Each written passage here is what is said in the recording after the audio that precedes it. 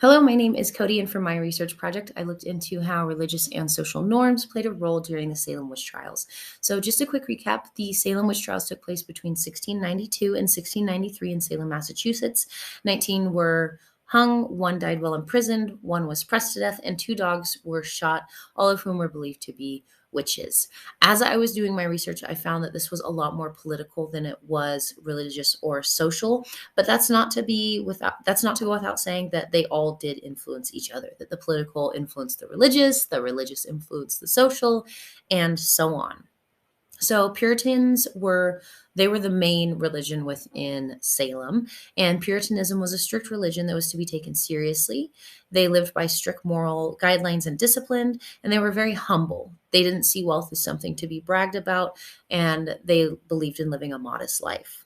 They allowed their faith to help them cope with the baffling changes in the world around them. They believed in predestination, or the idea that the soul was predetermined to go to heaven or hell. And they also believed in the devil and thought that it was the cause of all evil around them. Politically, Salem wasn't quite established and the laws weren't quite set in place yet. So the next best authoritative figure were the church ministers. They were well-respected men who were often highly educated, community leaders who had a huge influence over the communities and the law within those communities. They were men of great importance as they were seen as the closest ties to God.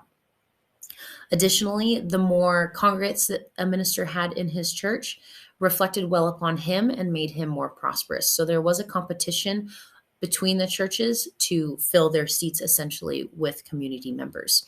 One of these men was Samuel Parris, who was elected by the people of Salem Village in 1688. And after a year of debating and negotiating his salary, his housing, etc., he finally made it to Salem Village in 1689. This didn't set well with many of the villagers, and other villagers started to turn away from Parris as he established himself in the town. His long and rigorous sermons didn't sit well with many of them, as well as his displeasure toward those that were wealthy.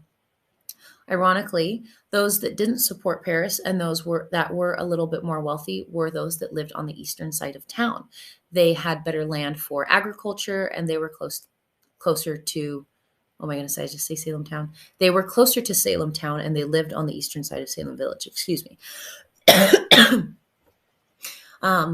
Those that lived on the western side of Salem Village were in the more marshy and swampy areas of the town. They were also more common and not as wealthy. They were also huge supporters of Samuel Parris. The research shows that the villagers living on the western side of town made up the majority of the accusers. The research also shows that those that lived on the eastern side of town made up the majority of the accused. So the supporters of Samuel Parris were more often likely to accuse somebody living on the eastern side of town who was not a Parris supporter. So this goes to show that Samuel Parris was pulling some strings and that he was influencing the politics between the western side of town and the eastern side of town. Now, this wasn't the only thing that led to the Salem Witch Trials. There is science behind it that explains some of the behaviors.